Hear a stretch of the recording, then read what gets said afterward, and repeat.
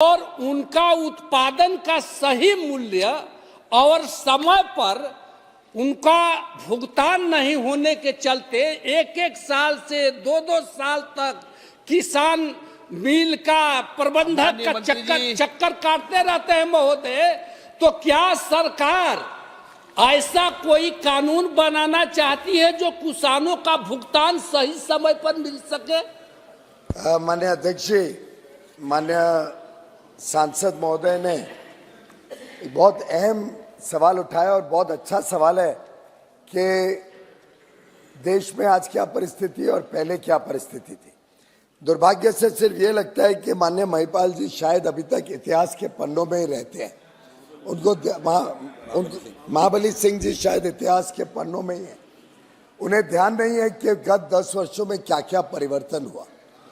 चीनी मिलों में आज से 10-12 साल पहले कैसे गन्ना किसानों को तकलीफ होती थी, सही मूल्य का भुगतान समय पे नहीं होता था, सड़कों पे हाईवे पे आके उनको आंदोलन करना पड़ता था अपने पैसे के लिए। ये स्थिति मान्यवर आज से 12-15 साल पहले थी। प्रधानमंत्री नरेंद्र मोदी जी ने 2014 में जब सरकार की कमान संभाली तब उन्होंने पूरे चीनी के व्यवसाय में, चीनी के उत्पादन में, गन्ना के उत्पादन के पूरे विषय को बहुमुखी सोच के साथ अपने दूरदर्शी परिणाम को सामने रखते हुए कई सारे कदम उठाए। उदाहरण के लिए चीनी मिलों को सही दाम मिले, चीनी मिलों का जो ऋण था उस ऋण को किस प्रकार से लंबे समय दे के उसको समाप्त किया जा सके। गन्ना किसानों की भुगतान करने के लिए चीनी मिलों के पास जो पैसे का अभाव रहता था उसको पूरा करने के लिए इथेनॉल को प्राथमिकता दी गई। कहाँ उस समय मात्र 1% पेट्रोल में इथेनॉल की मिक्सिंग ब्लेंडिंग होती थी, आज वो बढ़कर 12% हो गई है। एक 1200% एक प्रकार से वृद्धि हुई है। और इन दिनों में जिस प्रकार से इथेनॉल का तेज गति से इस्तेमाल हुआ उससे चीनी मिलों की भी आमदनी बढ़ी, चीनी मिलें भी वायबल हो गई, उनके पास पर्याप्त पैसा आने लगा। और उसी के कारण आप देखेंगे कि गत कई वर्षों से 99% भुगतान समय पे होता है। कोई किसान का आंदोलन देश में किधर देखने को नहीं मिलता है। मैं आपको अगर आंकड़े दूं तो 2013-14 में कुल जो केन का भुगतान था वो 57,000 करोड़ रुपए था और केन ड्यूज 2-2, 3-3 साल बाद दिए जाते थे। हमारी सरकार आने के बाद अगर 2022-23 का आंकड़ा देखें तो केन का उत्पादन, गन्ने का उत्पादन भी लगभग 1.5 गुना हो गया। उसके अलावा जो वैल्यू थी गन्ना किसानों की वो 1,15,000 करोड़ रुपए हो गई। और वो 1,15,000 करोड़ में मान्यवर 1,14,000 करोड़ समय पे हो गया, 99% से ज्यादा। और मात्र 516 करोड़ यानी 99.5% पे हो गए। मान्य 516 करोड़ सिर्फ रह गए। 3 चीनी मिले अधिकांश इसमें और यूपी की है, वो तीनों चीनी मिले, उनके ऊपर भी सख्त कार्रवाई हो रही है। ये जो बात है कि गन्ना किसान को भुगतान में तकलीफ, इस पे जिस प्रकार से प्रधानमंत्री नरेंद्र मोदी जी ने प्रहार किया, जिस प्रकार से उनकी आमदनी बढ़ाने के लिए कई सारे कदम उठाए, जिस प्रकार से उनको समय पे आज पूरा पैसा मिलता है, उसके कारण प्रोडक्टिविटी, उत्पादनता भी बढ़ी है गन्ना किसानों की। और देश भर में गन्ना किसानों ने, चाहे वो समय समय पर इथेनॉल का उपयोग ज़्यादा हो, एक्सपोर्ट हो, अलग अलग माध्यम से, एक तरफ गन्ना किसान खुश है, दूसरी तरफ सभी कोऑपरेटिव, श्रीनिवास जी हाथ उठा रहे हैं, सभी कोऑपरेटिव मिल्स देश भर की पुनः जागृत हो गई है, पुनः प्रॉफिटेबिलिटी में आ गई है, पुनः उनके कर्मचारियों को नौकरी सुरक्षित हो गई है। और दूसरी तरफ शुगर इंडस्ट्री के कारण आज पर्यावरण को भी लाभ हो रहा है। पर्यावरण में प्रभाव हुआ कि इथेनॉल ब्लेंडिंग के कारण पेट्रोल का इंपोर्ट कम हुआ, तो विदेशी मुद्रा में भी लाभ हुआ। तो ये जो बहुमुखी सोच है, इसके कारण आज देश तेजी से प्रगति कर रहा है और देश के गन्ना किसान भी बहुत राजी खुशी आज इस काम के साथ जुड़े। क्वेश्चन नंबर 64, सी थॉमस। मिनिस्टर को रिप्लाई कर। माननीय मंत्री जी, माननीय मंत्री जी, नहीं बोल सकते सर, ये बकवास शब्द नहीं बोल सकते, ये हटा देना चाहिए। ये बकवास शब्द, ये मंत्री जी के लिए बकवास शब्द यूज कर रहे हैं, ये बकवास शब्द हटा देना चाहिए, कार्रवाई से हटा देना चाहिए। रिकॉर्ड में के लिए इन्होंने कह दिया क्या बकवास कर रहे हैं, ये गलत बात है। ये बकवास शब्द हटाइए, हाँ हटाइए, बकवास शब्द हटाइए। बकवास शब्द नहीं कह सकते, ये बकवास शब्द नहीं कह सकते। कि ऐसे हल्ला गुल्ला करने के बदले पहले जानकारियां निकाले माननीय सदस्य। 22-23 का पूरे देश में मात्र 516 करोड़ बकाया है। ये जो बात कर रहे हैं, ये अभी जो गन्ना खरीदा गया है, ये अभी के गन्ना की बात कर रहे हैं और अभी के गन्ना का पैसा पर्याप्त मात्रा में पे हो जाएगा। दुर्भाग्य है कि नासमझी से आंकड़ों को हेर फेर कर रहे हैं। प्लीज। क्वेश्चन नंबर 64, मंत्री जी, विज्ञान और प्रौद्योगिकी मंत्री जी, विज्ञान और प्रौद्योगिकी मंत्री जी, विज्ञान और प्रौद्योगिकी मंत्री आप थोड़ी है। अध्यक्ष महोदय, उत्तर सभा पटल पे रखता है।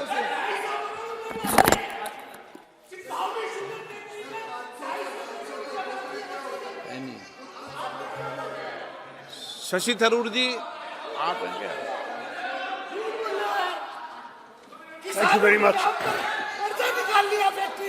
Thank you very much, Mr. Speaker. I would like to applaud the Wise Kiran scheme, which promotes women in STEM subjects in our education system. I must say, sir, this is very, very interesting because the need is great. I have had the great pleasure, sir, of conducting, as the main speaker, a number of convocations in our country in the course of the last few years that I've been an MP, the last 15 years. And in the 75 or 80 convocations where I've spoken, it has struck me, sir, that even in institutions where women are a very small percentage of the workforce, of the student body, where women are maybe even just 25% of the student body, 90% of the prize winners, the diploma holders, the gold medalists tend to be women. This has led me to believe that the future is female, sir, and I'm glad we're doing this scheme. Having said that, however, it is also true that only 1/3 of the women, despite their great successes in the education system, only 1/3 of the women actually are in STEM careers. And what is particularly worrying, sir, is that promotions in STEM careers seem to be denied to women. We are seeing a situation in which pretty much in every STEM discipline, the top positions are regularly occupied by men.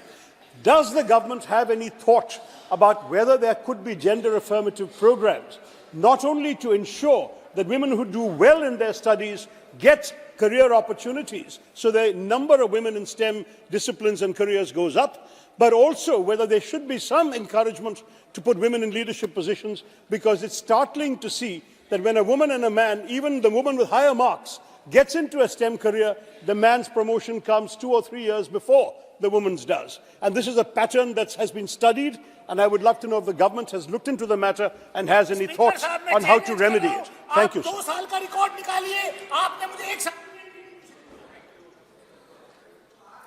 Speaker, sir, at the outset I have to thank Honourable Member Shri Shashi Tharoor ji for having appreciated the WAS scheme, and I once again wish to reassure the entire House that this government has already been giving highest priority to enhance the role of women in every sector.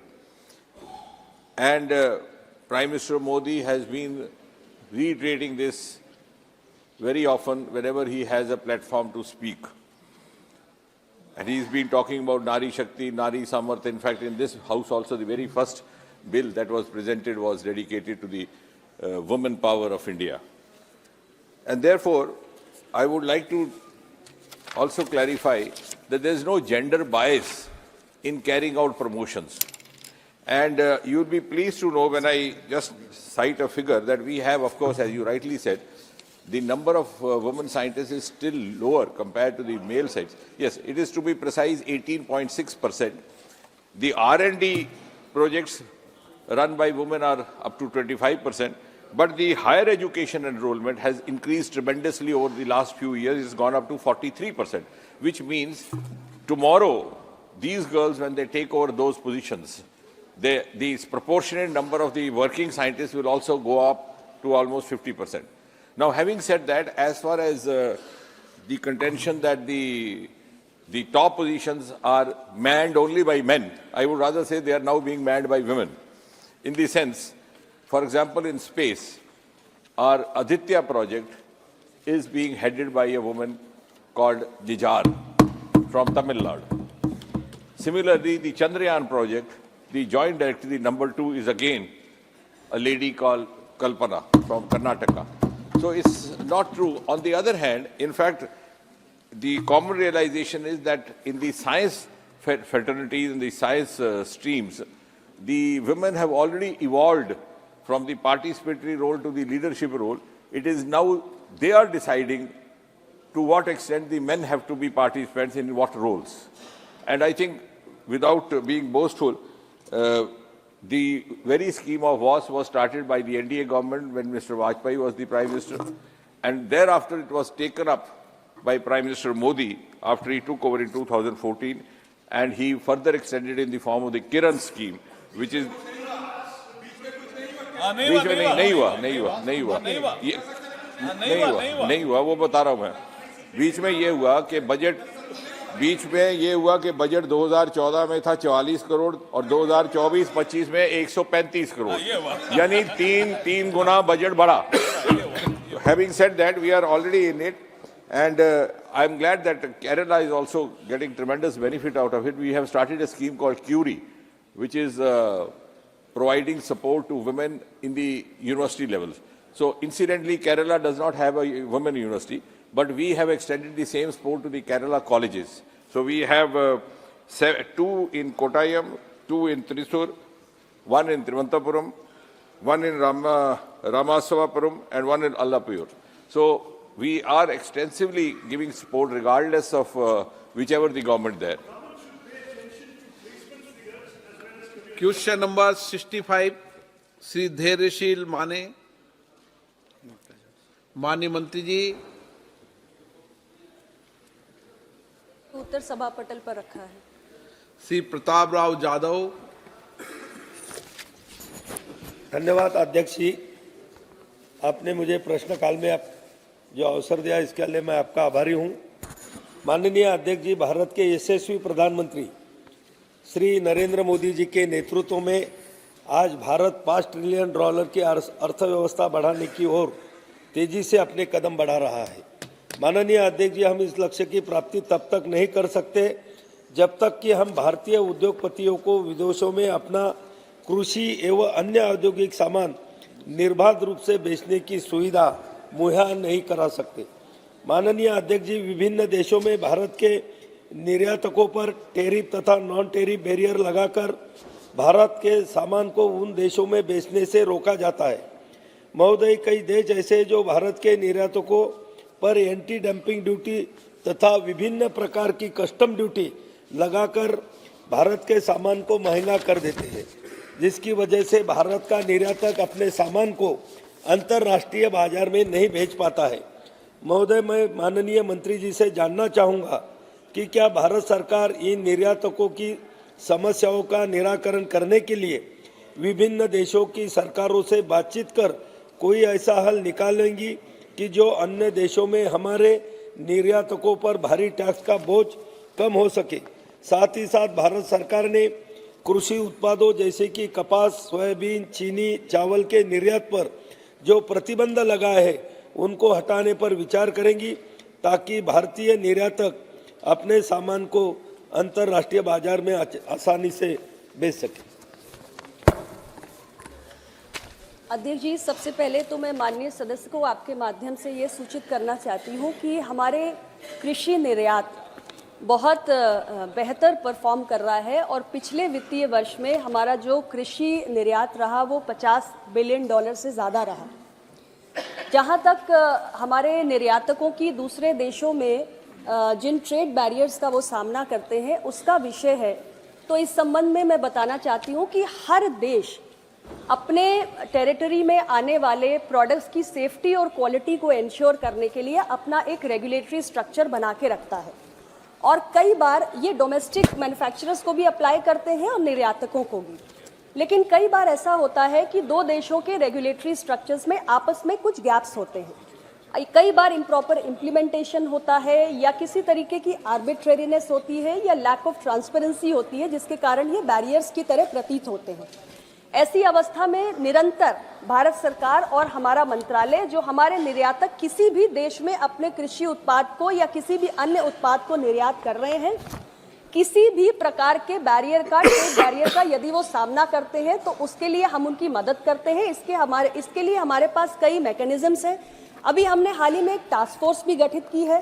ये task force एक ऐसी core team के रूप में है जिसमें 25 हमारे अलग अलग मंत्रालय, हमारे EPCs और हमारे एक्सपोर्टर्स, स्टेक होल्डर्स सभी लोग शामिल हैं, जिनसे हम चर्चा करते हैं और किस कंट्री में वो कौन सा ट्रेड बैरियर फेस कर रहे हैं उसके बारे में उनके स्पेसिफिक ट्रेड कंसर्न को समझते हैं। इन विषयों को हम आवश्यकता पड़ने पर WTO में भी उठाते हैं और अलग अलग जो हमारे ट्रेड पार्टनर्स हैं उनके लिए जो हमारे पास इंस्टीट्यूशनल मैकेनिज्म्स अवेलेबल हैं उसके माध्यम से और अपने मिशंस की मदद से उन देशों से भी हम बातचीत करते हैं और बातचीत के जरिए इन बैरियर्स को एड्रेस करने की कोशिश करते हैं। श्री गौरव गोगोई जी। धन्यवाद अध्यक्ष महोदय। सर, ये ट्रेड को लेके ये सवाल है और ट्रेड में हम देखते हैं कि चीन से बहुत से चीज़ें आज भी भारत इंपोर्ट करता है, विशेष रूप से मोबाइल फ़ोन में। सर, भारत में आज हम मोबाइल फ़ोन की मैन्युफैक्चरिंग तो कर रहे हैं, लेकिन ये जो मेड इन इंडिया की जो मोबाइल फ़ोन है इसके अंदर अगर आप कंपोनेंट्स देखोगे तो वो मेड इन चाइना कंपोनेंट्स है। So made in India mobile phone, लेकिन कंपोनेंट है मेड इन चाइना। तो जिस वक्त सर चीनी सोल्जर लद्दाख में हमारे किसानों के साथ मुठभेड़ कर रहा है, भारत सरकार क्यों चीन से ये मोबाइल कंपोनेंट्स इंपोर्ट कर रही है? क्यों भारत सरकार दूसरे देशों में नहीं देख रही कि हम दूसरे देशों से ये इंपोर्ट करें और क्यों हम अपने इंपोर्ट डिपेंडेंसी चाइना पे अब बना रखें, विशेष रूप से मोबाइल फोन में जहां पे प्रिवेसी का मामला हो सकता है, सर्वेलेंस का मामला, सर कंप्लीट एक सेंटेंस सर, सर्वेलेंस का मामला हो सकता है, स्नूपिंग का मामला हो सकता है। पूरी दुनिया में आज विभिन्न देश चाइना की जो इंटेलिजेंस कैपेसिटी है, एस्पियोनाज की कैपेसिटी है, उस पर संदेह की नजर से देख रही है और हम अपने he made in India mobile phone में मेड इन चाइना कंपोनेंट दे रहे हैं, तो हम क्यों दूसरे देशों पे अपनी बात ये तो माननी है। चलिए मंत्री जी देंगे जवाब। सर, जैसा कि मैंने पहले भी बताया कि हमारे देश में किसी भी देश के माध्यम से जो भी हम कमोडिटी इंपोर्ट करते हैं, हमारे अपने जो रेगुलेटरी फ्रेमवर्क है उसके प्रोविजंस के आधार पे करते हैं, जिसमें खास तौर से सेफ्टी का जो एंगल है उसका ध्यान रखा जाता है। जो आपने स्पेसिफिक विषय चाइना के संबंध में उठाया है, इस पर मैं और जानकारी प्राप्त करके आपको सूचित करती हूँ।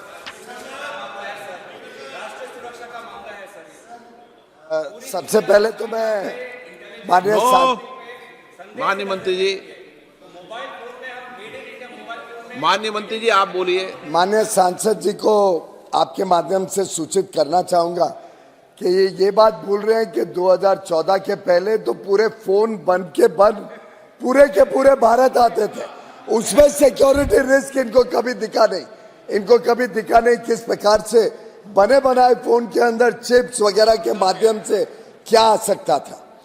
प्रधानमंत्री नरेंद्र मोदी जी ने आते ही मेक इन इंडिया को बल दिया, लोग भारत में आए, निवेश करें, और इसका एक सबसे बड़ा सक्सेस स्टोरी तो आज मोबाइल टेलीफोन मैन्युफैक्चरिंग है, जिसमें पूरी दुनिया में भारत ने डंका बजाया है।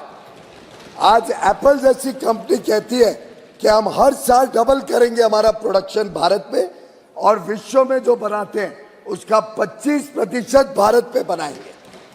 माननीय सांसद जी को यह भी सूचित करना चाहूंगा, ये एक प्रोसेस होता है, प्रक्रिया होती है। प्रक्रिया में पहले फोन बनाने के लिए कंपनियां आती हैं। अमेरिकन कंपनियां भारत में बड़े पैमाने पे आ रही हैं, कोरियन कंपनियां, जापानीज कंपनी बड़े पैमाने पे आ रही हैं।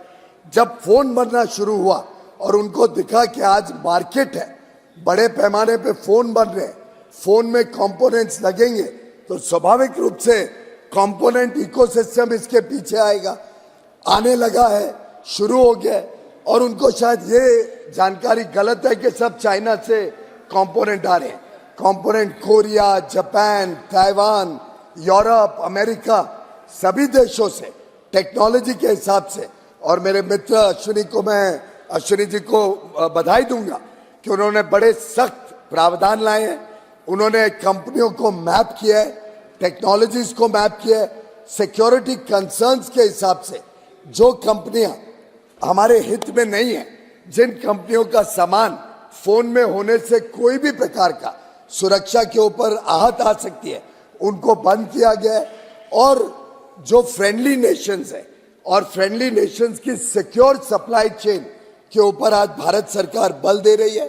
प्रधानमंत्री नरेंद्र मोदी जी के नेतृत्व में प्रोडक्शन लिंक्ड इंसेंटिव स्कीम सफलता से इस देश में निवेश भी ला रही है, टेक्नोलॉजी भी ला रही है। और मेरा मानना है जिस तेज गति से इस इकोसिस्टम को भारत डेवलप कर रहा है, ये आगे भारत विश्व का सप्लायर बनेगा। और एक आखिरी में जानकारी आपके माध्यम से देना चाहूंगा। कल ही एक कंपनी मुझे टेलीकॉम की मिलके गई जो टेलीफोन बनाती है और अन्य प्रोडक्ट बनाती है, और उन्होंने अपने निवेश के प्लान्स बताए। उन्होंने बताया कैसे पीएलआई सिस्टम से वो यहाँ और निवेश करना चाहते हैं और पूरा इकोसिस्टम भारत लाके मेड इन इंडिया प्रोडक्ट, जिसमें मेड इन इंडिया कंपोनेंट्स भी हो। लेकिन इस प्रोसेस को एक समय सीमा लगती है और ऐसे ओवरनाइट सुपरमैन की तरह आके मुझे लगता है कोई मोबाइल फोन यहाँ नहीं बनेंगे। जो काम माननीय प्रधानमंत्री मोदी जी ने किया है उसकी मैं समझता हूँ गौरव गोगोई जी भी दाद देंगे। Question number 66 K Muraleedharan. Question number 66 sir.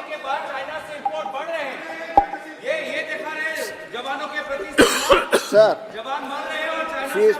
there are lot of cases in various states in India regarding the encroachment of railway lands. Sir, the reason is railway is not utilizing their own lands. In my constituency also in Talasheri, 50 acres of railway land is still vacant. So I want to know from the government whether the Railway Land Development Authority is considering any land development project under the public-private partnership in these idle railway lands. Honorable Speaker, sir, the railway lands basically are of three natures. The majority of the railway land which is shown as vacant railway land, that is basically the land along the railway tracks. That is practically the majority of the land which is shown as railway land available is basically along the railway tracks. That is kept reserved for expansion. As noticed in the budget, Honorable Prime Minister has very big vision for expansion of railway network. 3 major corridors have been approved, which will basically add about 40,000 kilometers. 40,000 kilometre और railway network में जुड़ेगा और किस तरह से एक तेजी से रेलवे का ओवरऑल डेवलपमेंट हो. So, Honorable Speaker, sir, most of the railway land is basically reserved for expansion. Outside that, whatever railway land is available is being taken up for development in various phases. Many interesting projects have been done in the recent past. In the last 10 years, some of these railway lands have been developed as housing complexes, some have been developed in other ways, but we are moving in a very systematic way, sir. Okay, Muralidharan ji. Sir, whether the government should consider these 50 acres land in Talasheri for the development of the railway. Members' suggestion is noted, sir. Deepak Ved ji. Manikam Tagore ji. Sir, Railway launched Amit Bharat station scheme for the development of the stations. As the it's among 118 stations are among that thing, as the reply Honorable Minister has replied. Aspirational districts, is there any specific plan to include more stations in aspirational district? Because aspirational district is which are all backward districts, and we all know that there needs special support for that. And my district is an aspirational district, and Sivakasi and Aruppukottai stations are not included in this scheme. And I'd like to request the Honorable Minister, will he consider including Sivakasi, which is a fireworks hub, and Aruppukottai, which is a handloom hub, to be included in the Amrit Bharat station scheme. Thank you, sir. जी, मैं प्रधानमंत्री श्री नरेंद्र मोदी जी के vision को आपके माध्यम से सदन के सामने रखना चाहूँगा। प्रधानमंत्री जी ने एक ऐतिहासिक काम हाथ में लिया है, एक तरीके से भागीरथी काम हाथ में लिया है। 1300 स्टेशंस का रीडेवलपमेंट एक साथ आज चल रहा है, और काम जिस तेजी से चल रहा है माननीय अध्यक्ष जी, देश में सौभाग्य मिला कई जगह स्टेशंस को ढंग से जाके देखने का। काम जिस तेजी से चल रहा है वो अपने आप में एक सुखदायक चीज़ है। आपके स्वयं के कोटा स्टेशन में भी अगर देखें, और देश भर में कई जगह, भुवनेश्वर देखिए, अलम्बुर देखिए,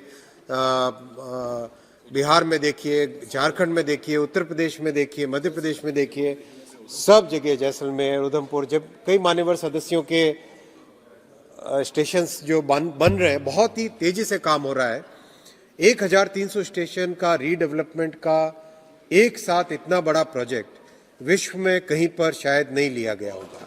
ये इतना बड़ा स्टेशन रीडेवलपमेंट का काम है, ये और अच्छा प्रोग्रेस हो जाए, इससे बहुत सारी लर्निंग्स भी आ रही है माननीय अध्यक्ष जी। जो प्रधानमंत्री जी का विजन है कि शहर के दोनों हिस्सों को जोड़े और एक बहुत अच्छा रूफ प्लाजा बने, नई अर्बन स्पेस बने, वो सब इस प्रोग्राम के माध्यम से साकार हो रही है। आई B Eden ji.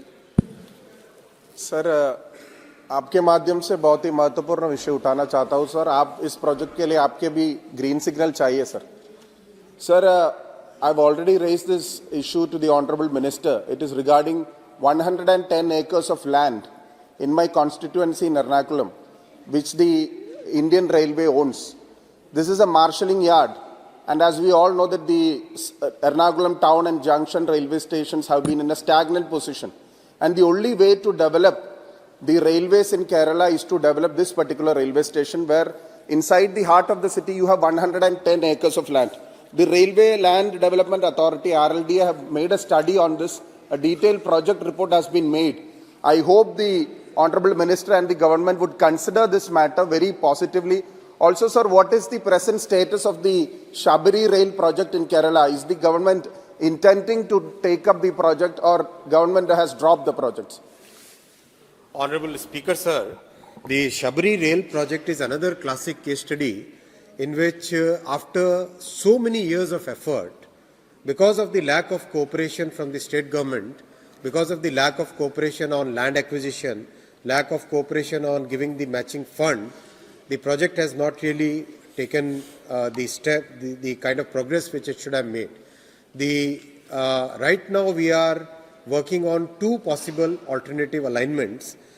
One of the alignments actually takes the project railway line all the way very close to the Shabari shrine, and the other alignment basically terminates about 25 or 26 kilometers before the shrine.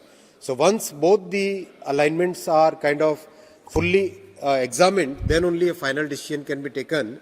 And regarding the Ernakulam railway land, I'll request the honourable member to come and meet me. We can discuss what best use it can be put to. Kerala government is in Indie block.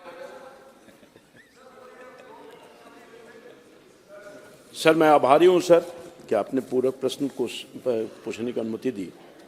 Sir, मैं सबसे पहले तो अपने SSP प्रधानमंत्री जी का और माननीय rail मंत्री जी का आभार व्यक्त करना चाहता हूं। सर, मैंने लंबे काल से पार्लियामेंट में आने का मौका मिला। हिंदुस्तान की आज़ादी के बाद ये पहली सरकार है, 10 साल की सरकार, जिसने मोदी जी के नेतृत्व में निश्चित तौर पर पूरे देश के स्टेशनों का पुनर्विकास करके कीर्तिमान स्थापित करने का काम किया। दिल से आभार व्यक्त करना चाहता हूं। सर, मेरे संसदीय क्षेत्र में अमृत भारत स्टेशन के लिए सर एक स्टेशन का आपने पिछले बार चयन किया था सर, तरेगना स्टेशन का सर काम प्रारंभ हो गया है, थोड़ा विलंब से मगर काम प्रारंभ हो गया। मैं आपके माध्यम से ये अनुरोध करना चाहूँगा और जानना चाहूँगा, आपने पिछली बार अनुरोध के बाद आपने कहा था अगले वित्तीय वर्ष में मैं और आपके इलाके के स्टेशन को मैं पुनर्विचार करूँगा उसके डेवलपमेंट के लिए। तो मैं जानना चाहता हूँ सर, मेरे स्टेशन में बहुत ही महत्वपूर्ण है दानापुर मंडल भी है सर, वहाँ पर बेटा, पुनपुन, सदिशोपुर, क्या इन स्टेशनों को अमृत भारत स्टेशन के अंतर्गत लाने की महती कृपा करेंगे ताकि बिहार का वो पटना का इलाका भी विकसित हो सके और लोगों का कल्याण हो सके सर। माननीय संसद में प्रश्नकाल के समय हम पॉलिसी मैटर पे पूछें, अब एक एक स्टेशन पे सब पूछेंगे कैसे चलेगा बताओ? पॉलिसी मैटर पे पूछे, एक संसद में प्रश्नकाल पर एक व्यापक हिसाब होना। मैं तो कई बार ये स्टेशन नहीं बना, वो स्टेशन नहीं बना, पैसेंजर घायल हो गया, पैसेंजर। चलिए मंत्री जी जवाब दो। मान्यवर सदस्य में प्रश्नकाल, संसद का प्रश्नकाल सबसे महत्वपूर्ण समय होता है और इस समय जो प्रश्न और उसका जवाब है उससे पूरा देश देखे कि क्या कुछ पॉलिसीज के अंदर क्या क्या हो रहा है, तो अच्छा लगेगा। मैं पहले तो मान्यवर सांसद जी का धन्यवाद देना चाहूँगा कि जिस तरह से फील्ड में डिफिकल्टीज आई उसमें मान्यवर सांसद जी ने स्वयं इंटरवेंशन करके कई समस्याओं का समाधान किया, इसलिए मैं मान्यवर सांसद जी का धन्यवाद देना चाहूँगा। और जो बाकी नए स्टेशन और जोड़ने का आपने निवेदन किया है, मैं मान्यवर सांसद जी से निवेदन करता हूँ एक बार चाय पे बैठते हैं और जो यथासंभव आगे तो चेंबर में बात कर लेना आप। अरविंद सावंत जी। स्पीकर साहब बहुत बहुत धन्यवाद। एक अच्छा कदम सरकार ने उठाया, उसकी सराहना करता हूँ। एक मुंबई में विक्टोरिया टर्मिनस का नाम हमने छत्रपति शिवाजी महाराज टर्मिनस किया, आपने इसमें उसका भी प्रावधान किया, ऐसा मुझे समझ में आया है। मैं आपका धन्यवाद देता हूँ। एक ही दरखास्त है, विनती है, बहुत सालों से करते आया हूँ कि वहाँ छत्रपति शिवाजी महाराज का स्टैचू लगाएंगे। वो जवाब देते हमारे पास पॉलिसी नहीं है। केवड़िया पे वल्लभ भाई पटेल जी का स्टैचू बनाया, म्यूरल भी बनाया हुआ है। विश्वेश्वरैया पे विश्वेश्वरैया का भी स्टैचू बनाया है। छत्रपति शिवाजी महाराज का स्टैचू अगर स्टेशन के सामने, उसकी जो गरिमा है उसको ठेस न पहुंचाते हुए बिठाने की कोशिश करनी है। मैंने उनको प्लान भी दिया, डिजाइन भी दी थी। आप अगर उस पर अनुमति देंगे तो बहुत बहुत शुक्रिया। माननीय अध्यक्ष जी, छत्रपति शिवाजी महाराज भारत के ऐसे गौरवशाली, ऐसे ऐतिहासिक युग पुरुष रहे जिन्होंने इस देश के इतिहास में अपना नाम एक बहुत ही गौरव, बहुत ही स्वर्ण अक्षरों में रखा है। हम लोग तो बचपन से शिवाजी महाराज की कथाएं पढ़ते पढ़ते बड़े हुए। उस स्टेशन का, छत्रपति शिवाजी महाराज टर्मिनल स्टेशन को वर्ल्ड क्लास बनाने में कोई भी कसर नहीं रखी जाएगी। काम आरंभ हो गया है और ऐसा मान्यवर अध्यक्ष जी काम का जो डिज़ाइन हुआ है, मैं आपके सामने रखना चाहूँगा कि उस डिज़ाइन को जैसे कंप्लीट होगा ये काम आरंभ हो चुका है, लोग स्टेशन को देखने के लिए आएंगे, ऐसा मेरा विश्वास है। Question number 67 Shri Pashupatinath Singh ji. एक विशेषता थी कि कोई भी अगर उनको धोखा देता था तो वो उससे पूरा बदला भी लेते थे। पशुपतिनाथ सिंह जी। प्रश्न संख्या 67 पूछता हूँ। माननीय मंत्री। laid on the table of the house, sir. धन्यवाद अध्यक्ष महोदय। सर्वप्रथम तो मैं माननीय मंत्री जी और माननीय प्रधानमंत्री जी को बधाई दूंगा कि आज़ादी के बाद 2014-65 वर्षों में कोयला का उत्पादन 462 मिलियन टन प्रतिवर्ष होना शुरू हुआ था और आज 10 वर्षों में वह दुगना से अधिक हो गए। 893.19 मिलियन टन वार्षिक उत्पादन होना शुरू हो गया। देश के समृद्धि में कोयले का बहुत बड़ा योगदान होता है। जब यह रिकॉर्ड उत्पादन शुरू हुआ तब ओबी डंप की समस्या आई, क्योंकि ज़्यादा ओपन कास्ट से कोयला निकालकर और बड़े बड़े पहाड़ बना माननीय दिए। समय 12 बजने वाला है, इसलिए शॉर्ट पूछ लेंगे तो जवाब दे देंगे। एक तो बहुत मुश्किल से अध्यक्ष महोदय, कई बार कोशिश किया। नहीं, मैं तो आपके हित के लिए कह रहा हूं, अगर हाँ, आप जी, शॉर्ट जी, पूछ लो जवाब दे देंगे। बहुत संक्षिप्त में है। हाँ, बहुत संक्षिप्त में है, मैं बात भी करता हूं बहुत संक्षिप्त। अब ओबी डंप की समस्या, भौगोलिक की स्थिति बदल दिया कोलफील्ड का। कहीं तालाब हो गए, कहीं पहाड़ हो गया, और वहाँ कोयला में आग लगी हुई है, विस्थापन की समस्या है। राज्य सरकार इनको जमीन उपलब्ध नहीं करे। हमारा प्रश्न है कि यह नियमानुकूल है कि कोई रहती लैंड कोई देता है, अधिग्रहण होता है, तो कोयला उत्पादन करने के बाद उसको समतल बनाकर और उसको वापस कर दिया जाए। क्या इस पर सरकार विचार रखती है? सर, जैसे मान्य सदस्य ने उल्लेख किया कि कोयला प्रोडक्शन के बारे में उन्होंने उल्लेख किया है, मैं सदन को आश्वस्त करना चाहता हूं, जो हम लगभग 500 मिलियन टन, 550 मिलियन टन से ज़्यादा उत्पादन 2013-14-15 में होता था, जब मोदी जी आने के बाद हम अभी इस बार 1 बिलियन टन क्रॉस कर रहे हैं sir. We are crossing 1 billion ton, that is 1000 million ton.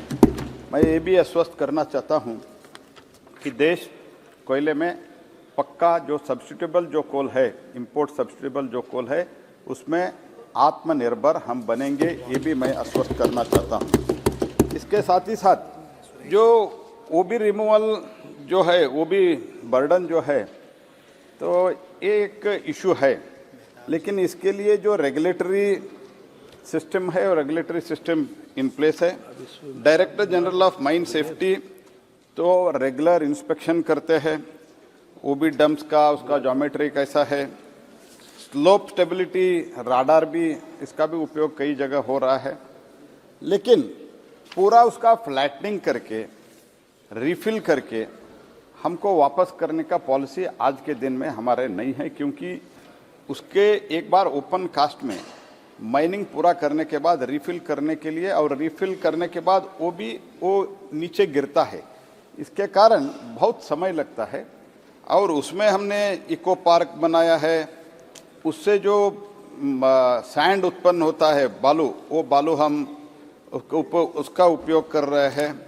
और उसे ये भी हम कंसिडर कर रहे हैं सोलार पार्क, जो अभी ओबी साइड जो है उसका सोलार पार्क भी उसके ऊपर लगाने का कंसिडरेशन में है। तो ओवरऑल तो जो लैंड कैसे उपयोग करें, इको पार्क कैसे करें, ये सब सोच रहे हैं, लेकिन ये रिस्की रहता है, इसीलिए फ्लैटन करके वापस करने का अभी तो सोच सरकार के सामने नहीं है। क्वेश्चन नंबर 68 के Suresh ji. Sir, question number 68 Statement. आप 1 सेकंड में पूछो, 1 सेकंड में जवाब। Honorable Speaker, sir. Sir, myself. आप पूछ ले, कोई बात। Sir, first of all, I would like to congratulate Honorable Railway Minister to take up various railway stations for redevelopments. Sir, in my constituency, Mavelikara, also included in the Amrit Park scheme, the tender has been floated. Unfortunately, that tender was cancelled. Now the work has been delayed. So I would like to ask the Honourable Minister when this work will be restarted. And also, Chenganur is the gateway of Shabarimala. That railway station also included the second phase of the redevelopment, but work has been not taken up. These two important questions, Honourable Minister kindly reply. Honourable Speaker, sir, Honourable member has asked a very specific question about the Mavelikara railway station. Unfortunately, the first tender which was awarded, that was not performed and the tender had to be cancelled. Already a fresh tender has been issued, sir.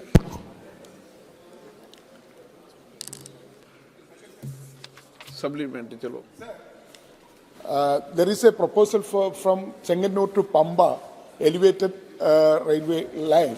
So, what is the present situation? Whether the survey is over, alignment has been finalized, the project has been approved by the railway board. When this railway line will be started the work? Honorable Prime Minister Shri Narendra Modi ji is fully committed towards development of railway network in Kerala, and one of the projects which is very important is the project which takes the railway network to the holy shrine of Sabrimala. The Chenganur to Pamba railway line is a new alignment which has been suggested by Dr. E. Sridharan Saab. The DPR is right now under preparation, sir, and as and when the alignments are frozen and DPR is completed, then the next steps will be taken.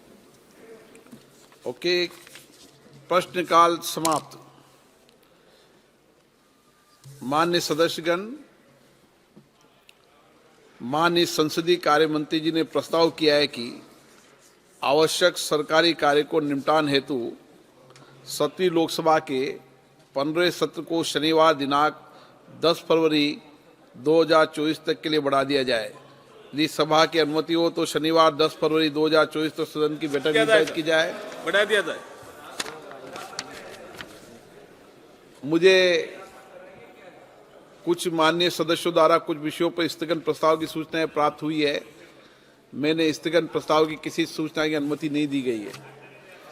Item number 2, doctor Jitendra Singh ji. अध्यक्ष महोदय, आपकी अनुमति से मैं आपकी संशोधित कार्यवली में क्रम संख्या 2 के आगे मेरे नाम पर सूचीबद्ध कागजात सभा पटल पर रखता हूं। धन्यवाद सभापति महोदय। Item number 3, Phagan Singh Kulaste. महोदय, मैं आपकी अनुमति से आज की संशोधित कार्यसूची के क्रम संख्या 3 पर मेरे नाम पर उल्लेखित कागजात सभा पटल पर रखता हूं। धन्यवाद।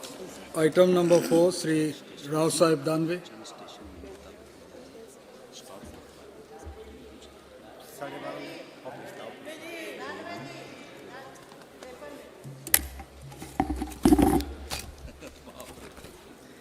सभापति महोदय, मैं आज की पुनरीक्षित कार्यसूची में मेरे नाम के सामने क्रम संख्या 4 पर उल्लेखित कागजातों को सभा पटल पर रखता हूं। आइटम नंबर 5, साध्वी निरंजन ज्योति जी।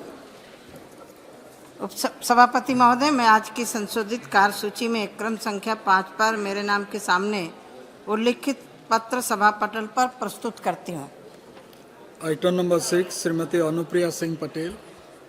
सभापति महोदय, आपकी अनुमति से आज की पुनरीक्षित कार्यसूची में क्रम संख्या 6 पर मेरे नाम के समक्ष उल्लेखित दस्तावेज मैं सदन के पटल पर रखती हूँ।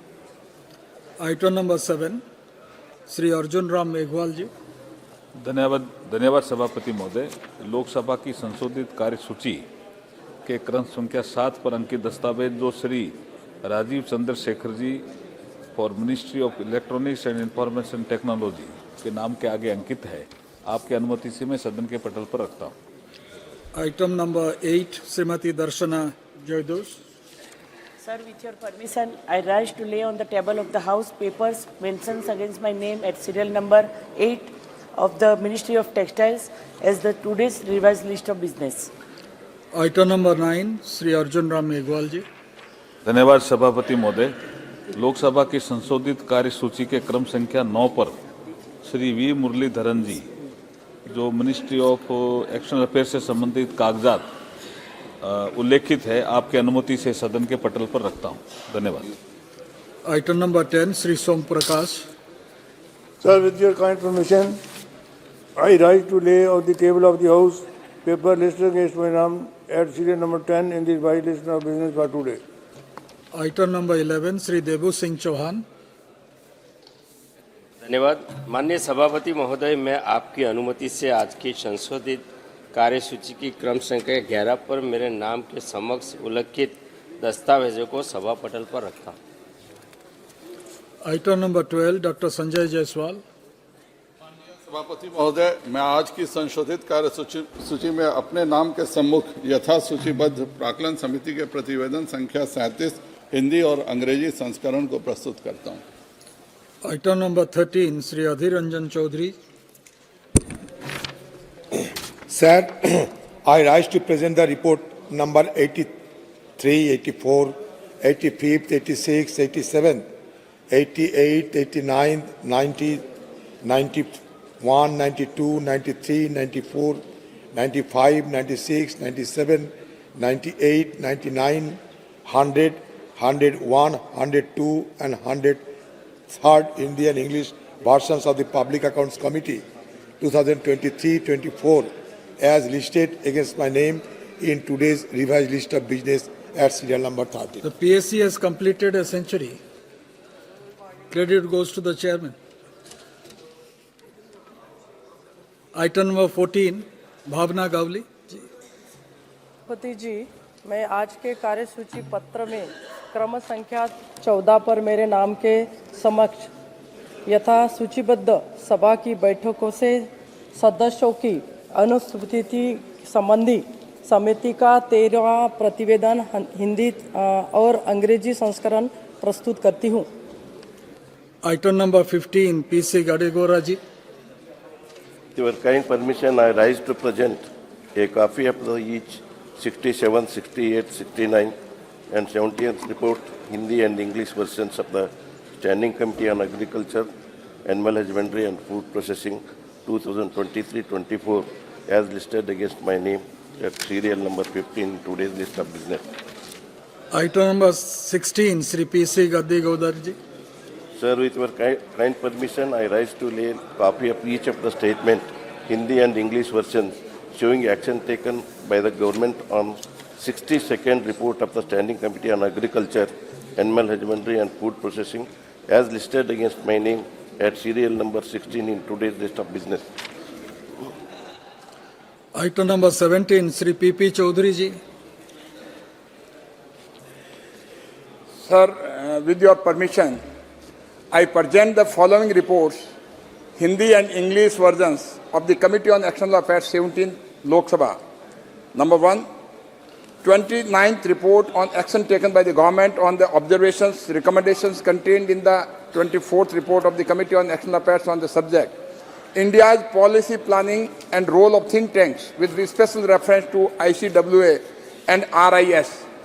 Second, 30th report on action taken by the government on the observations, recommendations contained in the 22nd report of the Committee on External Affairs on the subject India's neighborhood first policy.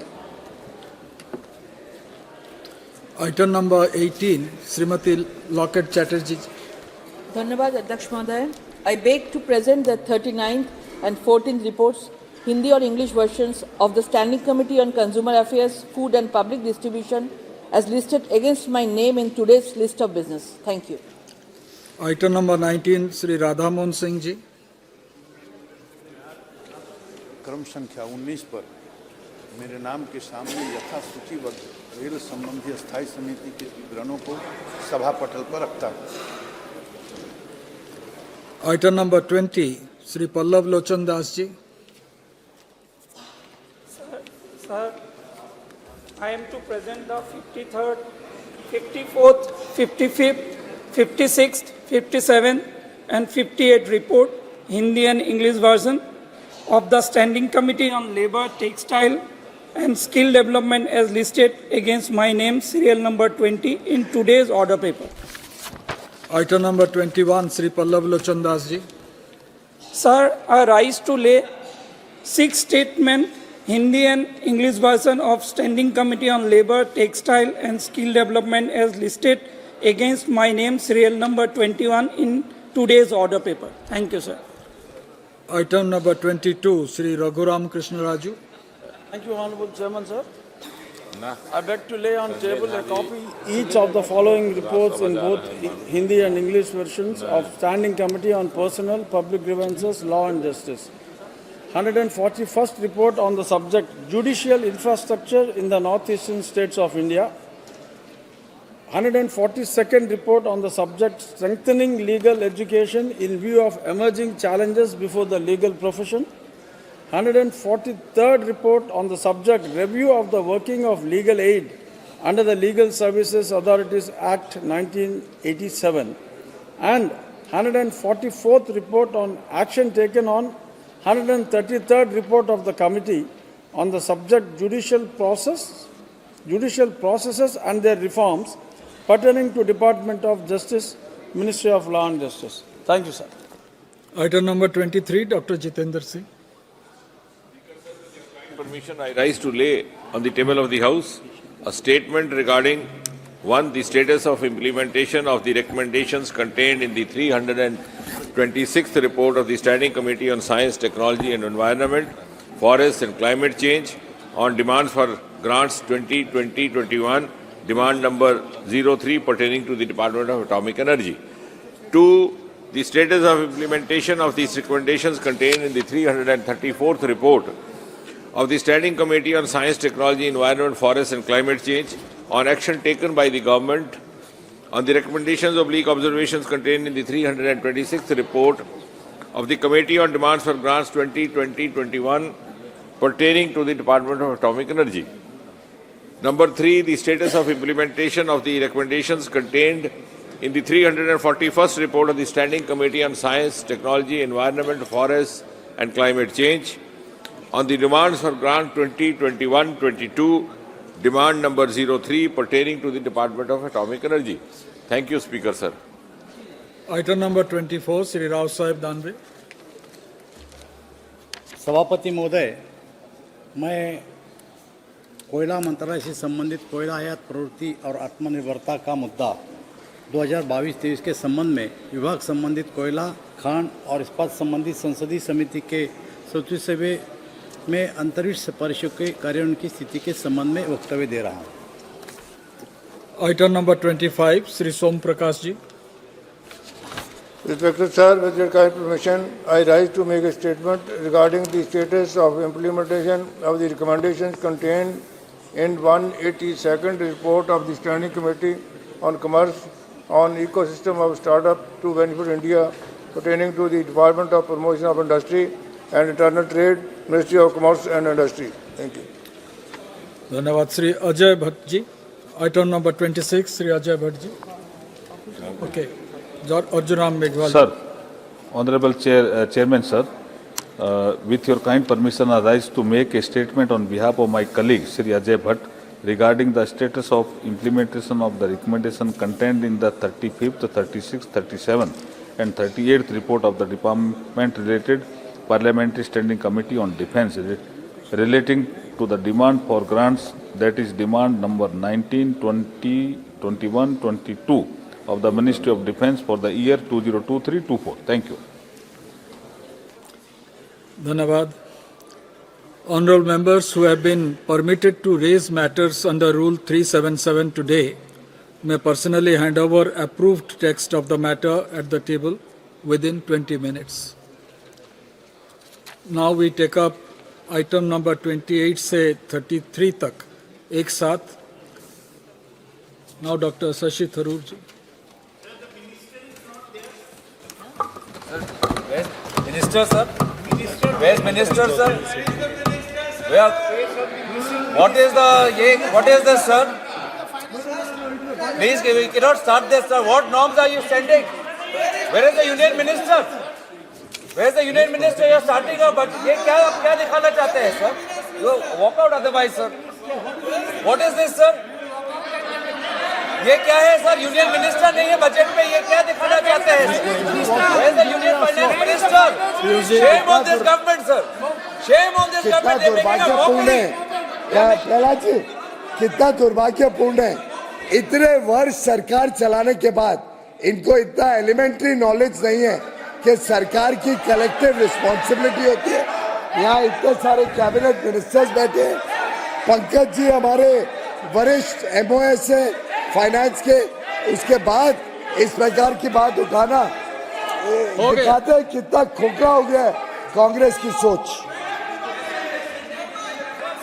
But here, it should go on record, sir. Premchandran ji. It should go on record. Premchandran ji. Sir, the House is run by precedents and conventions. The convention of this Lok Sabha, the tradition of the Lok Sabha, when the general discussion on the budget takes place, Normally, it is the courtesy on the part of the Union Cabinet Minister to be present in the House. It is quite unfortunate that the Minister is absent. It is quite unfortunate. Sir, the same. I am pleading for the courtesy convention protocol. That should be maintained. Parliamentary affairs. No. Okay, let me. Sir, it is. Let us not have a debate. Let us not have a debate. Already the government has taken note of it, and the MOEC is competent enough. But no,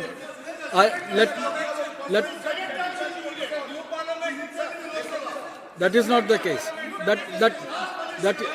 That is not the case. That is not the case. Allow Dr. Shashi Tharoor to speak. Dr. Shashi Tharoor. Dr. Shashi Tharoor, please. Parliamentary affairs Let us is not taking the role seriously. Sir, Dr. Shashi Tharoor ji. Sir, I join my colleagues in deploring the absence of the Honourable Finance Minister. No, she's not absent. Who had actually introduced the interim budget She's coming. last week. Already it has been But I coming. will nonetheless initiate the debate on behalf of my party. The budget comes at a very crucial moment for our country. We are shortly heading to the polls to decide who should lead the nation. But on what basis will the people come to this decision? Because when in 2014 they did offer a mandate to this current ruling dispensation, they did so with the hope that the government would come through on its bloated rhetoric of Sabka Saath, Sabka Vikas, the illusory promise of inclusive development for all Indians. Now, fast forward 10 years later, sir, and we find the people of this country have been sadly betrayed by a government whose economic mismanagement in this past decade has left the people of India staring at widespread distress, hardship, low incomes and high unemployment. Now, the first glimpse of their economic ineptitude came with the reckless decision of demonetization that broke the back of the Indian economy and resulted in a monumental disaster where poor and middle-class citizens suffered and in several cases even died while waiting in long lines to convert their notes, while the wealthy friends of the government managed to exchange their currency with ease. We must also not forget the sudden no-notice lockdown of 24 March 2020, imposed without warning or planning, which led to lakhs of migrant workers walking, trudging thousands of miles, kilometers back to their homes. During that national lockdown, sir, the most stringent in the world, between April and May 2020, individual income in India dropped by 40%. The bottom 10% of households lost 3 months' worth of income. Over its first 2 terms, this government demonstrated that its specialty was to issue policies marked by haste, incompetence and complete disregard for its own citizens. Just 1 minute. The House has taken up the discussion and voting on demand for grants on account for the year 24-25. Sri Suresh Kodinunil and Srimati Aparupa Podar have tabled cut motions on the demand for grants on account. If the honourable members want to move their cut motions, they may send a slip at the table within 15 minutes, indicating the serial number of the cut motions they would like to move. A list showing the serial numbers of cut motions treated as moved will be put up on the notice board shortly thereafter. In case the members find any discrepancy in the list, they may kindly bring it to the notice of the officer at the table immediately. Now proceed, Dr. Sir. I'll resume, sir, where I left off and welcome the Finance Minister to this House. If demonetization was a bad policy, badly implemented, GST was a good idea, badly designed and shabbily implemented. The goods and services tax has been used to trample over the financial autonomy of our states, and when coupled with demonetization, it resulted in finishing off India's job-generating small, micro and medium businesses. It caused a 45-year unemployment high and ended the economic recovery that had begun in 2013, all while failing to achieve any of its stated objectives. Ordinary Indians have suffered, sir. Even the GST tax slabs on basic commodities like toothpaste, 5%, footwear, 18%, shirt and pants, 5%, rice and wheat, 5%. Instead of flushing out black money, it simply resulted in concentrating wealth in the hands of the government at the expense of the Aam Aadmi. So any talk of a robust economy and of GDP growth cannot be abstract or theoretical, but must be rooted and centered in the welfare of the people of India, who are the principal stakeholders of our economic progress. The question is, who are the people the government is serving? The finance minister mentioned 4 quote-unquote castes that the government supposedly looks after, namely the Garib, poor, Mahilaye and women, Yuva, youth, and Annadata, farmers. She said that their needs and aspirations and welfare are the government's highest priority. However, all 4 groups are some of the worst performing groups in the most categories you can find for social and economic policy performance. Let's begin with the Yuva. There is a tragic irony in the government's claims of success when desperate young people are queuing up to risk their lives in Israel in the middle of a war because they have no decent work in India. The unprecedented levels of unemployment have left countless citizens, especially our young workforce, with few prospects for a brighter tomorrow. Overall, an unemployment rate of 8 to 9% has become the new normal in our country. Unemployment reached a 45-year high in 2017, currently stands at 7.3% according to CMIE data, but has crossed 8% just a few months ago. Worse, the unemployment rate amongst youth aged 20 to 24 stood at 45.4%, sir, in 22-23. The Indian economy actually employs fewer people today than it employed in 2012. The data we have actually for the government is only 2018 and 2012, but that's where we have it. We employ fewer people. Agriculture and manufacturing jobs have gone down. Financially precarious construction work and low-end service roles are the only ones where they've seen any sort of employment.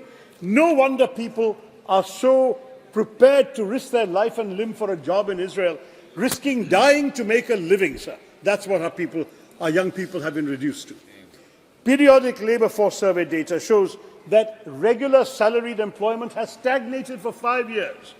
Talk of self-employment, which the government does, is a cop-out, because most of the self-employment is unpaid family labour, which is disguised unemployment.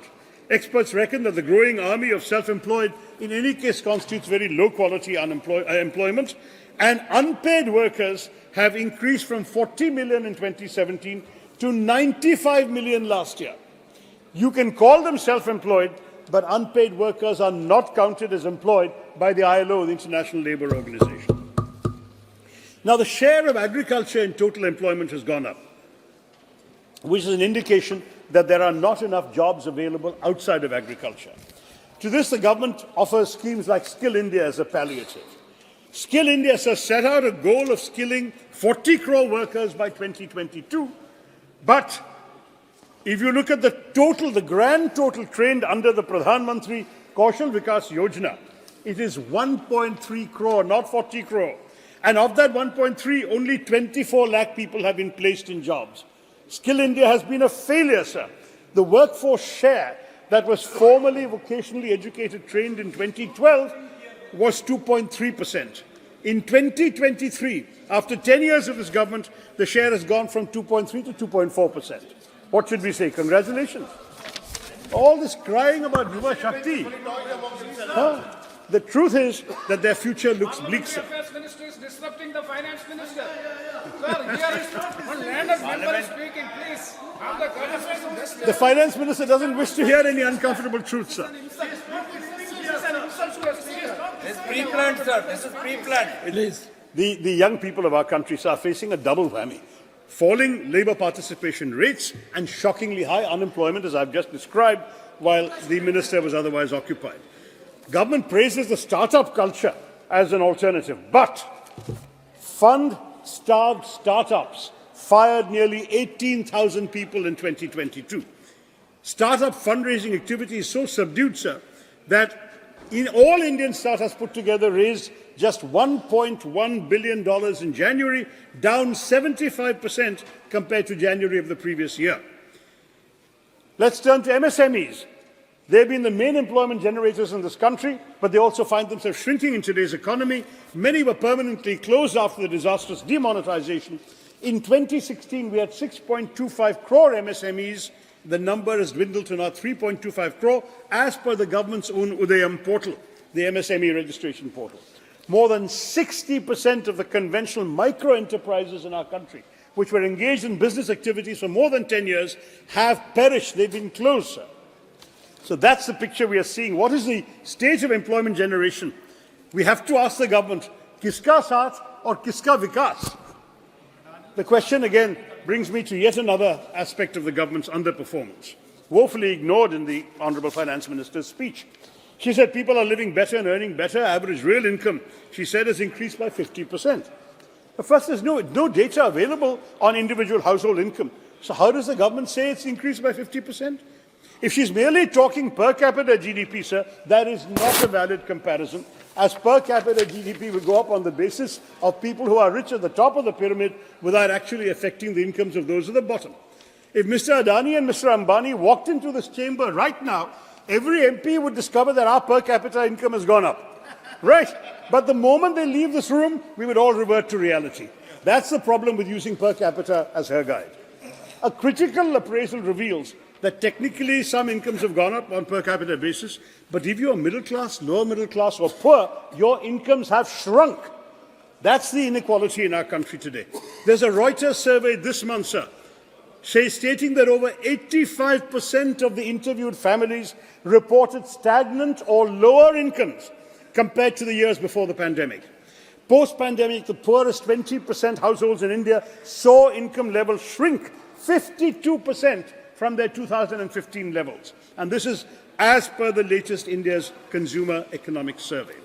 Compare this with the pre-2014 period that the Finance Minister put so much effort to discredit. During UPA 2, 2009 to 14, real agriculture rural wages grew at 8.6%. In contrast, during NDA 1, growth of real farm wages decelerated to 3.3%, and under NDA 2, the annual growth rate of real rural wages has become negative, sir. Can you give the exact thing? Agriculture wages minus 0.6%, non-agricultural minus 1.4%. So rural India is suffering reduced income, sir. Overall, when you compare income growth by income group from 2016 to 2022 in India, the top 20% of the rich have seen almost a 40% rise in their income growth, while the bottom 60% of our population have all seen negative income growth. There's also been a sharp fall in household savings because real incomes have declined. So let's look at the Garib. I'm looking at each of these castes, quote-unquote, that she mentioned. The government claims it made 25 crore people free from multidimensional poverty in the last 10 years. Now, that claim has to be interrogated. First, if 25 crore have indeed been freed from poverty, why are 81 crore still receiving free food grains? Second, how is the government expecting us to trust their number when consumption expenditure surveys were not done from 2014 onwards to 2022, and the National Multidimensional Poverty Index has been attacked by experts here and abroad who question both the manner and methodology with which it is calculated? The truth is the government's record is disillusioning. The UPA era created the fastest ever decline of poverty levels in India's history between 2005 and 15, whereby 271 million or 27.1 crore Indians were lifted out of poverty, providing what UNDP called the greatest relative development for the poorest 40% during this period. Under the BJP, I'm still quoting international sources, 230 million Indians or 23 crore slipped into poverty during the pandemic, and according to the World Bank, an astounding 80% of the world's people who slipped into poverty in 2020 during the pandemic were from India. 80% going below the poverty line were from India. But there's worse. The National Survey Organization has not conducted its quinquennial national consumption expenditure surveys to identify the proportion of people below the poverty line. The global poverty line at one point was $1 a day, now it's $2, according to World Bank and UN figures. But in India, despite all the government's tall claims of growth, the official national poverty line is very low, at rupees 1,286 per month per person in urban areas and 1,059 per month per person in rural areas. Has the government raised 25 crore people above these levels? There's no indication. The Indian government has conducted no survey, neither a national consumption expenditure survey and, of course, no national census either. We are in a statistical void, and what we only have is this multidimensional poverty index of the Niti Aayog, which is a new index they have created, which cannot be compared with any past poverty numbers. We have absolutely no basis for judging whether poverty has actually gone down, as the finance minister claims. As we all know, on issue after issue, NDA apparently stands for no data available.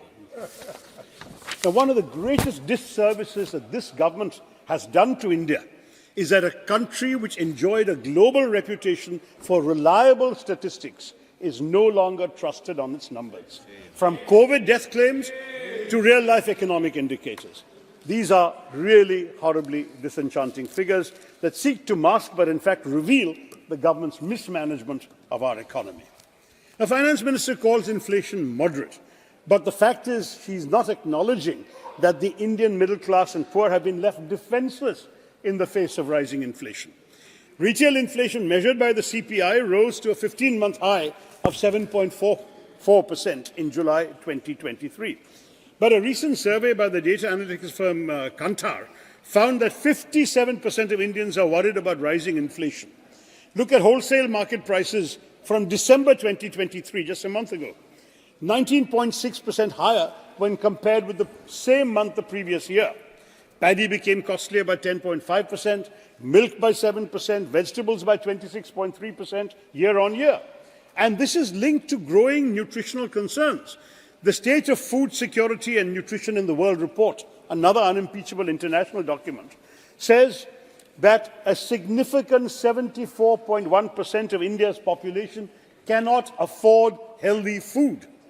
This translates to over 100 crore people in India facing a crisis of inadequate nutrition, and it's a distressing number that is substantiated by our dropping to the 111th rank out of 125 countries in the 2023 Global Hunger Index. Even in the latest interim budget speech, the finance minister spent a lot of time celebrating the success of GST amassing a lot of revenues. But her speech was not punctuated this year with any verses or shairis, not even from Tiruvalluvar. So I prompted a poet friend of mine to put the plight of the suffering it caused the Aam Aadmi into verse. And I'd like to share it with her to italicize the really sad state of the Indian economy from the point of view of a common man like this Kavi. कर्ज के बोझ से आम आदमी तर-तर हो गया, महंगा हो गया खाना पीना, महंगा घर हो गया. मंत्री जी के बजट की खामी हम बतलाते हैं. सिर से करके शुरू, चलो पैरों तक जाते हैं. कुछ चुनिंदा यारों के बड़े बंगले हो गए, बालों से पैरों तक आते हम कंगले हो गए. माना आप डाई नहीं करते, पर कहीं तो करते हैं. इतनी महंगी हो गई डाई कि लगाने से डरते हैं. चश्मे के दामों को सुन, आंखें रो गई. कम लगाओ टूथपेस्ट, पेस्ट भी महंगी हो गई. बाल कटाने से भी हम अब कटने लग गए. बिना क्रीम के हाथ पैर भी फटने लग गए. फट गई कमीज की कॉलर, पर नहीं तो नहीं ले नहीं सकते. जीएसटी इतना ज्यादा है हम दे नहीं सकते. पूछ रहा था कोई, हम वजन कैसे घटाते हैं? जब से सब्जियों के दाम बढ़े हम कम से खाते हैं. दिखा के लॉलीपॉप वो भरमा कर चले गए. इस बार भी वो अपने ही गुण गाकर चले गए. कैसे सोच लिया कि जनता फिर से माफ करेगी. कैसे सोच लिया कि जनता फिर से माफ करेगी. इस बार चुनावों में जनता जड़ से साफ करेगी.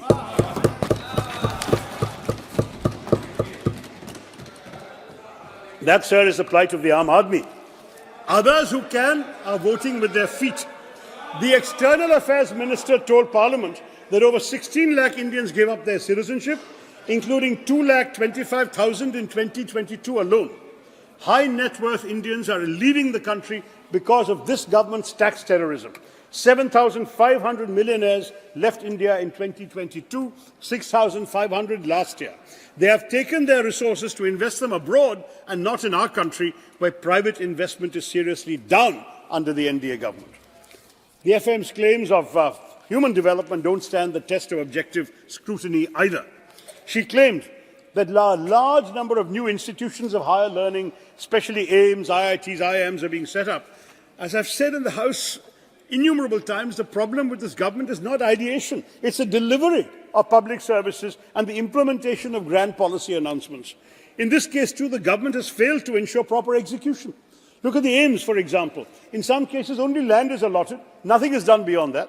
Sometimes even that clearance takes years. In Madurai, the approval to construct an AIIMS came 5 years after the PM laid the foundation stone in 2019. In my own state of Kerala, we are still waiting for the establishment of an AIIMS to boost the quality of medical services for our residents. In other cases like AIIMS Bhubaneswar, posts are lying vacant and nothing has been operationalized. Now, another major axis of the government's self-congratulation was the efficacy of its various schemes for the poor. They're very nicely named and so on. But that too is a delusion that requires a sobering reality check. In the last fiscal year for which we have numbers, 90 lakh beneficiaries of the government's flagship Pradhan Mantri Ujjwala Yojana did not refill their cylinders. Data revealed through an RTI showed that of the 9.58 crore PM Ujjwala Yojana households, 1.8 crore brought no refills, while another 1.51 crore bought just one refill. But the government does nothing to make the cylinders more affordable to ordinary people. It's all headline management, bottom line mismanagement. In fact, most of the government's successes actually let down. Jan Dhan, 51 crore Jan Dhan accounts were created, but over 20% of them are inoperative as of December 23, last month, just a month ago. Nearly half the inoperative accounts belong to women. So much for Nari Shakti. Ayushman Bharat, in August 2023, the CAG found that 43,000 crore had been misappropriated in the Ayushman Bharat scheme. Manrega, which the Prime Minister had disparaged in his first Lok Sabha speech of 2014. Demand for Manrega continues to be higher even than pre-COVID levels, despite the low wages being given and the various bottlenecks in accessing the scheme. Between April and December 2023, just the last 6-month phase, a record 231.34 crore person days were generated across all states, at a time when the government had drastically reduced the budget for the scheme by 33% in the last budget. They then had to seek supplementary funds of 16,000 crore in December. If the economy is so good, if jobs are so plentiful, why did the revised estimate for Manrega 2023-24 increase by 43% compared to the budget estimate? Let's turn to the Annadatta. Close to 689 lakh farmers enrolled under the Fasal Bima Yojana during the 2023 season. Claims were only paid to 7.8 lakh farmers. Shame. Are you supporting your applicants or not?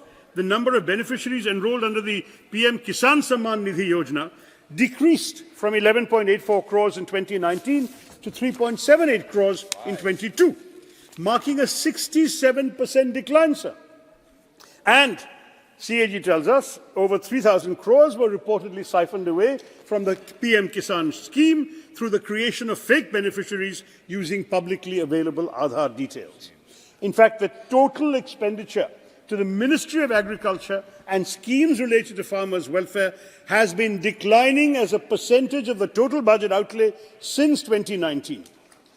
And during this government's period from 2014 to 2022, at least 1 lakh farmers have committed suicide, as per recently released National Crime Records Bureau report. This amounts to a scary 30 suicides per day, every day that BJP has been in power, sir, in the last 9 years. The Prime Minister's promise to double the income of farmers between 2015 and 2022 lies in shambles. They've stopped repeating it. The headlines were made at one time, now they've not been repeating it or fulfilling it, sir. The issue has disappeared completely from policy making, while the real incomes of agricultural households from cultivation has fallen, as I said, by 1.4%.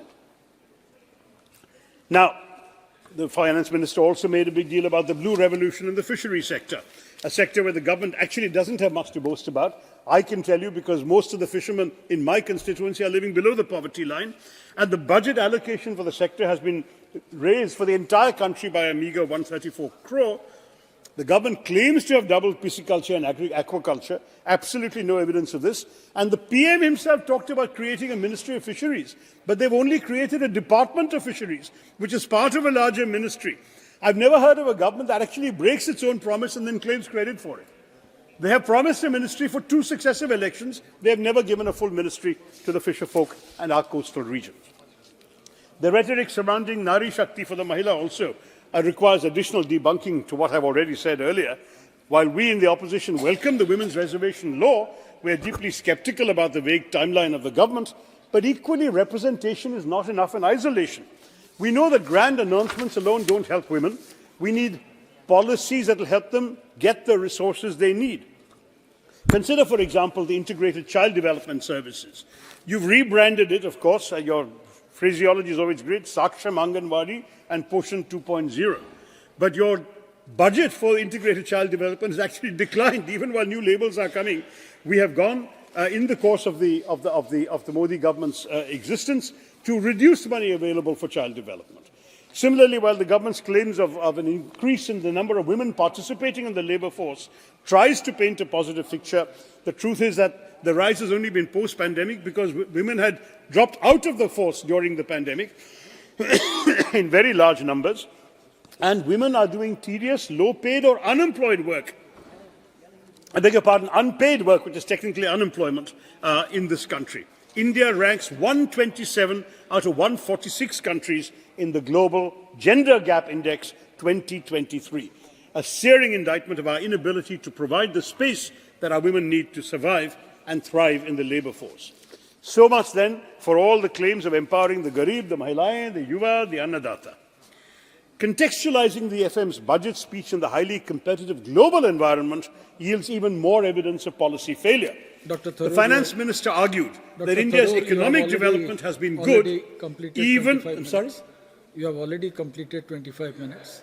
5 minutes more, sir. I'll quickly wrap up. The Finance Minister has argued that India's economic development has been good, even as GDP growth averages a modest rate post-COVID. Our post-COVID growth has actually been lower even than Bangladesh, Vietnam, and even until very recently China.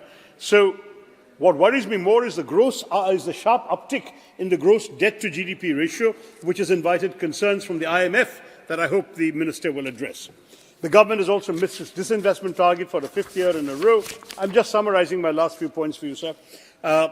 The trend of rising governmental debt in the last 10-year period has been very worrying because high debt, accompanied by low employment and high food inflation, is the worst possible scenario for our country, for the ordinary people of our country, and for any emerging market to attract investments. Fiscal deficit averaged 4.63% under our UPA government. It's averaging 5.13% under the NDA. I'm not going to go into details about that because fiscal deficit is not at the moment our biggest concern. But since the Finance Minister talked about it and FDI inflows doubling and so on by comparison with UPA, I just want to say it's a blatantly misleading assertion because FDI inflow as a ratio of GDP peaked in 2007-8 at around 3.6% and has never regained that level. Net FDI to GDP ratio today is only 1%. And the fact is that hardly any greenfield investment money has come in. RBI estimates that foreign investment today stands at $42 billion in 22-23, which is about the same as in 2008-2009, 15 years ago under UPA. Over those 15 years, foreign investment has come down in terms of a percentage of GDP, whereas Vietnam, for example, has close to 4.5% of GDP in their example. And gross FDI into India in the first half of the current financial year, April to September, was just $10 billion. The last time it was lower than this was in the first half of 2007-2008, sir. And the Finance Minister hasn't given us any cost-benefit analysis of the production-linked incentive scheme for which so much money has been spent. Where is the employment generation happening, Madam Minister? There is an absolute need for mid-course corrections, and she will have to answer this question. Internally, meanwhile, sir, our states are in turmoil because transfers to states have been reduced substantially. We know right now in Jantar Mantar there's a protest going on with many states protesting the way in which amounts have not been transferred. The current allocation of 3,67,000 crores in budget 22-23 already sees a gap of almost 6,000 crores in the revised estimates, and there's been a further decrease in the coming budget to 3,59,000 crores. Devolution of tax revenues is a problem because the states have only been getting 30 to 33% in the last 5 years, a far cry from the 15th Finance Commission's recommendation of 41% and a reduction from the 42% given by the 14th Finance Commission. And the fact is the share of cesses and surcharges, which the government doesn't need to share with the states, keeps going up. It's now, it was 8.16% of gross tax revenue under our peak, but under this government, the number has tripled to 28.08% of gross tax revenue in the last fiscal year. So I just want to say there's a rising trend in CapEx, and we all have applauded that in the past, but the fact is the government seems to believe in trickle-down economics. Spend money at the top, somebody will benefit down below. We believe in trickle-up, sir. That is, if our economy produces the things that people wish to consume at affordable prices, the Aam Aadmi will not only live better, but will become a full participant in the economy. Our objective should be to make ordinary people into consumers and stakeholders in India's economic prosperity, but our government does not see them at all in just focusing on capex. Finally, sir, the finance minister reserving an amount of 11,111,111 crores for capital expenditure shows there's nothing particularly scientific about the calculations in a budget. A minister who chooses a lucky number is heading an economy that needs all the luck it can get, sir. There is no question that when she says that GDP stands for governance, development and performance, GDP, as I've pointed out through my speech, the fact is it's not equitably enhancing the capabilities of the ordinary people of this country. Instead, G stands for government intrusion and tax terrorism, D stands for demographic betrayal, and P stands for poverty continuing. This actual GDP also jettisons the trinity of demography, democracy, and diversity the government claims to be serving. The demographic dividend is on the cusp of becoming a demographic disaster with the unemployment crisis, the K-shaped growth, and the ever-widening schism between the rich and the poor. Democracy is suffering through this government's arrogant contempt for institutions, a government that suspended 146 MPs rather than be held accountable for a security breach, that bulldozes laws as per its own whims and fancies with no regard for parliamentary procedure, that requires a no-confidence motion to be moved before its leaders are willing to speak on vital issues, including Manipur, should ideally refrain from claiming to be the messiah of democracy, let alone its mother. And when it comes to diversity, we know the record hasn't been great either, with increasing attacks on religious minorities, the ruthless dispensing of bulldozer justice, mob lynching, communal violence, and worse, combined with a disregard for states and their operations through a skewed and centralizing cooperative federalism, under which the states are meant to cooperate, but the centre operates as it pleases. The government has failed gravely on all the counts where it pats its own back. Thank you. Therefore, sir, I'm concluding, this House must realize the game of smoke and mirrors that the government is playing with the interim budget, with nearly no redressal of the real crises plaguing our economy and affecting the Aam Aadmi. It is high time that this election gives others an opportunity to show up their shallow rhetoric for what it is, which is all talk and no action. Thank you, Mr. Chairman. Thank you. I should thank you, Dr. Tharoor. It is not only your eloquence, but your content, for which we have been awarded yesterday in a very beautiful function. Now I request Sri Nishikant Dubey ji